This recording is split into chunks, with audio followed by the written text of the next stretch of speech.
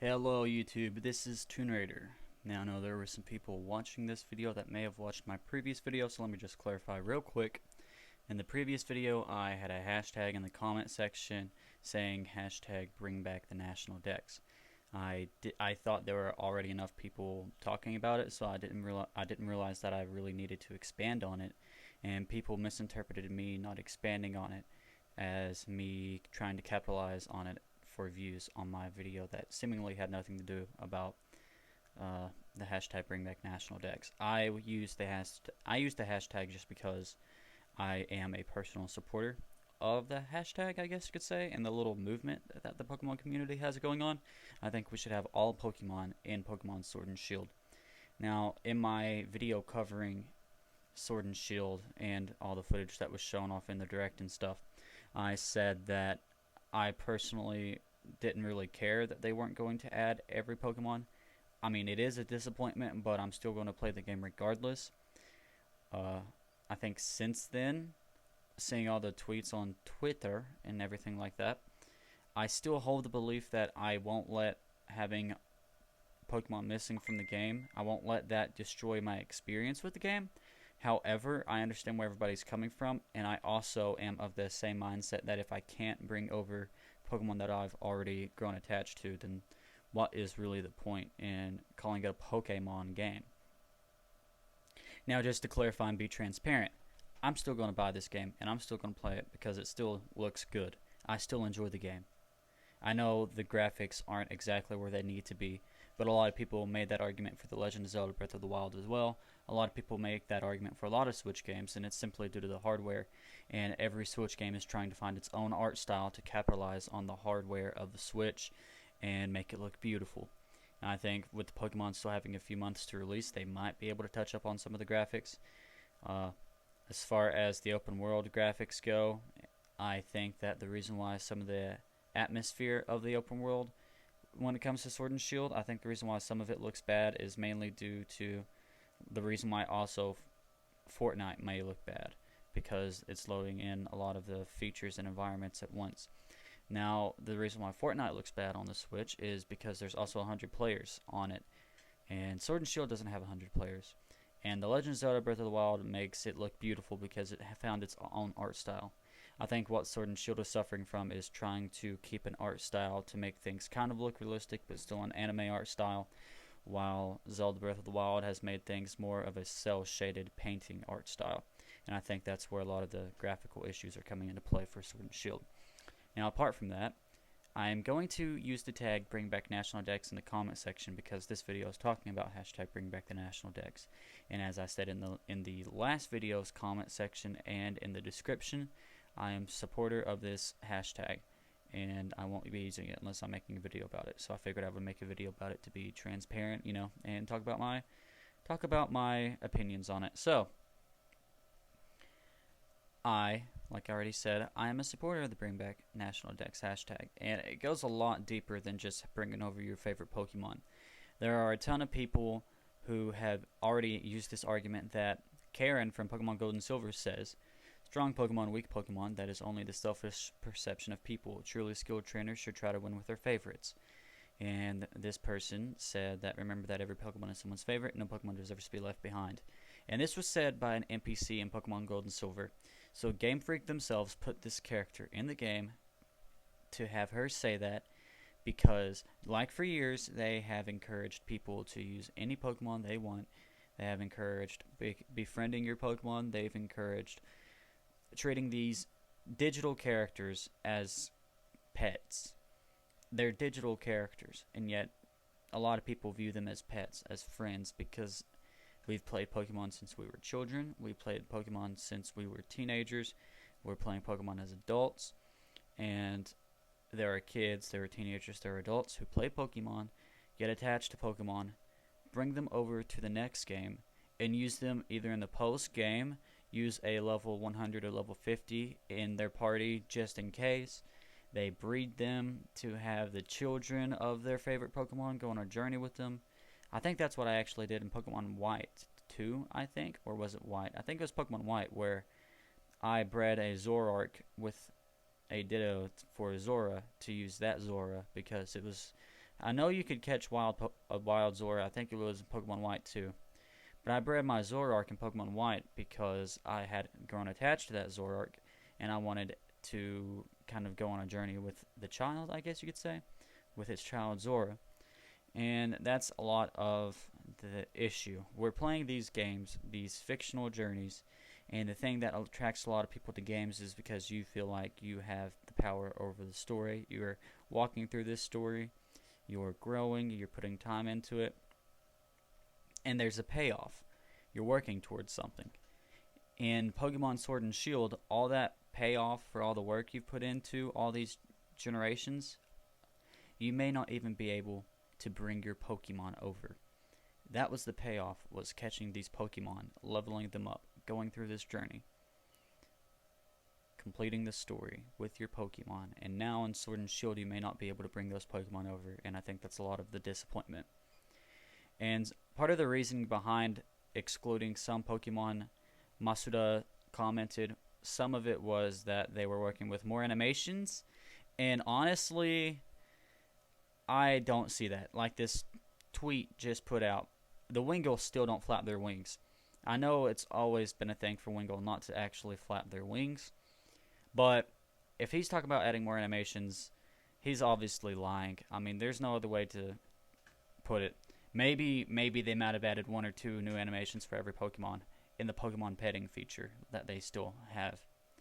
But they're just importing the models. I remember way back in X and Y, and I think it was Sun and Moon, or was it Omega Ruby and Alpha Sapphire, but way back in the 3DS era of Pokemon, which was only like a few years ago, the reason why the 3DS Pokemon would lag so much during battles and the frames weren't the best was because they made the Pokemon models detailed to future-proof them, to bring them over into newer games.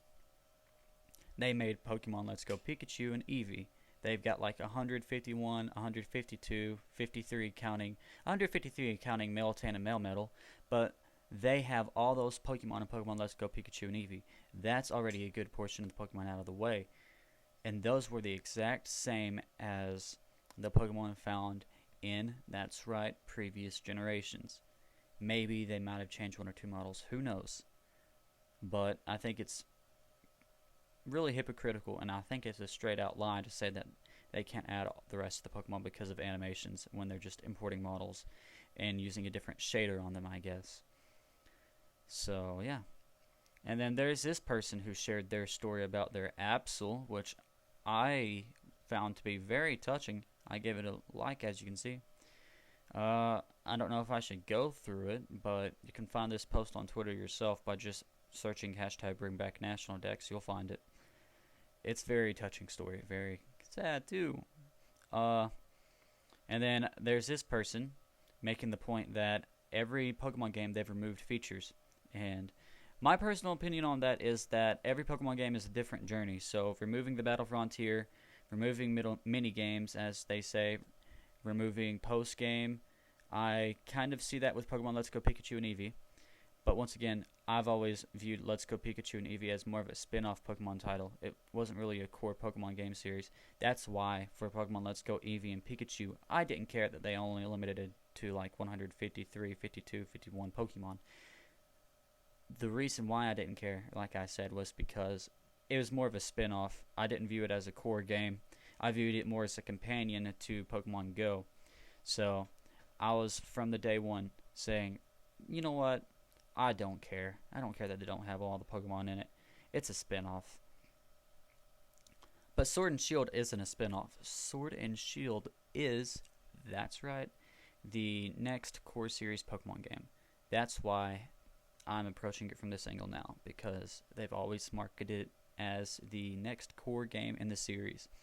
And another point that I would like to add to all of this is that they advertised Pokemon Home about a week ago, and they said that it was going to be a place for all Pokemon to gather.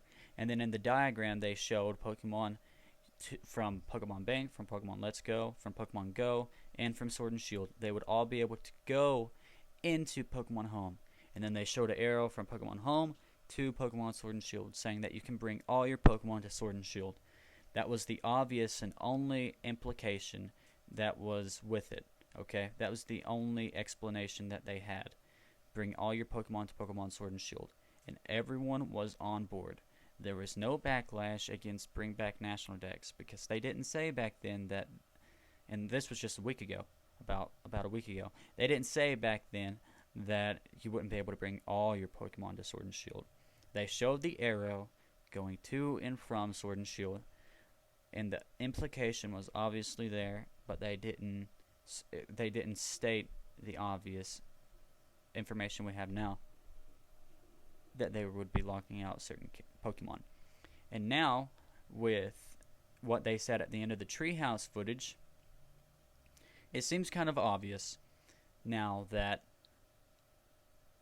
they purposefully misled consumers with that diagram in the Pokemon Direct about a week ago for whatever reason, to capitalize on it, to basically say at the end of the E3 Treehouse footage, and it was just on the tail end of it, like at the last couple minutes, they were like, oh yeah, and by the way, you can only bring over Pokemon from Sword and Shield. Okay, thanks for watching.